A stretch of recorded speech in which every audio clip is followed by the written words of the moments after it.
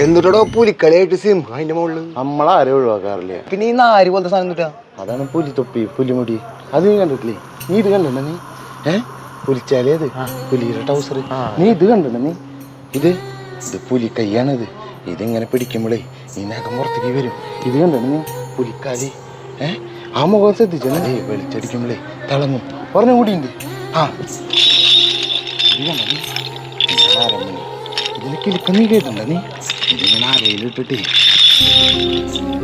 സൗണ്ടാന്നറിയാം നിനക്ക്?